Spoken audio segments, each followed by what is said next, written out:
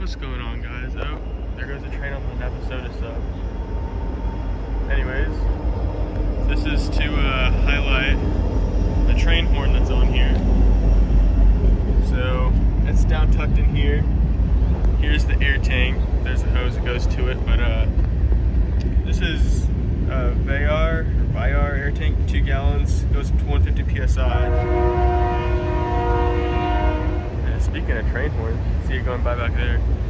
Anyways, this is the horn down here. It's Grand General. They replaced the solenoid. It was originally 1/4, I believe. It came stock on the horn. So I put that 3/8 on there for a little bit more airflow. Makes it a little bit louder. So from the air tank, you got the electrical wires coming up through this way. It connects up here to the battery through this right here. It's a direct feed. And then this side of the tank, you got, this is your emergency air release. And you got the tube that comes up through here. It just kind of wraps back down in here. And then it goes up through the middle of the horns into this solenoid up in there. And that's where it all connects. So this is from underneath. A little bit better shot. Yeah, so it sits right here with the horns pointing towards the passenger side. So I mean, this is the front facing out. There's back under it, so I mean, it's just right up here situated underneath the engine bay. You get like a better view. So this is the horn, Grand General. There's their solenoid. You can see the wires from the solenoid are attached up through there. And then there's the wire. It goes back up top. You can see it kind of loops back through there. Attaches up to the air tank. That's where your air comes through. That's the where you can drain out the bottom of the air tank. After a while, some moisture collects in there. That's just how a normal air tank works. But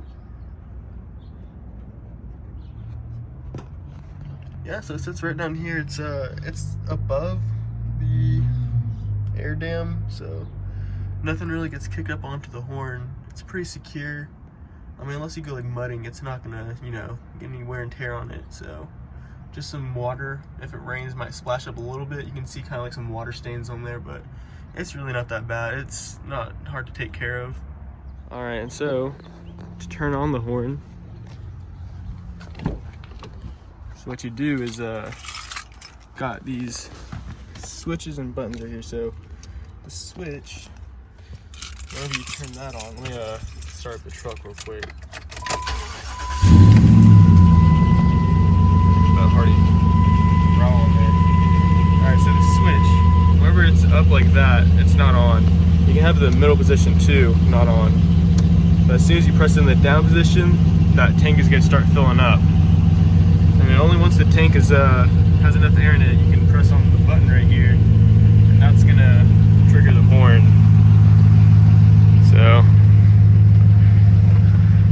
So with the engine on, I turned on the compressor. You can kind of hear it buzzing a little bit. That's just the sound of it, you know, getting air into it. But you can have it on with the engine off, just feeding off the battery, but it's not preferable because, you know, you'll kind of like drain your battery out. So I typically just do it while the engine is on. All right, so after just a couple of minutes of the tank being on to give it enough air to fill up, here we go. So I'm just gonna go ahead and press the button and you'll hear it. Kind of loud, but you don't have to worry about the apartment because we're right next to the Union Pacific Navasota sub. It's right past that little house, so trains go by here and honk all the time. It's not that bad, but when we press it, it goes off. Anyway, now it's still on and everything, but I'm going to show you what it looks like with the hood closed. So, it closes right over pretty nicely. All you can see is really just right here through the grill glass. Pretty clean. Can't see anything from the outside unless you get underneath the truck. So it's only down there. You can see the horn. Yeah, it's hidden on the outside, so nobody really knows. It's pretty discreet.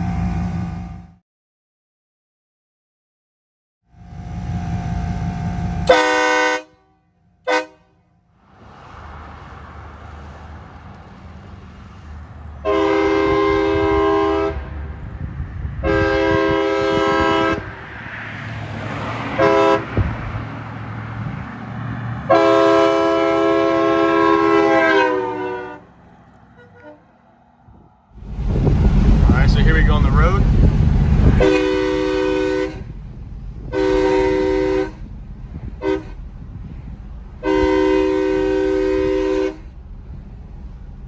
Pretty loud with the windows down, I'd say. Here we go at slower speeds.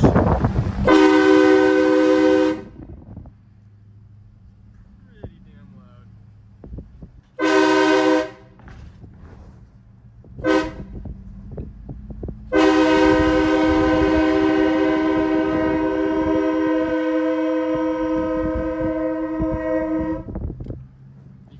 It starts to get low on air, it just kind of fades out.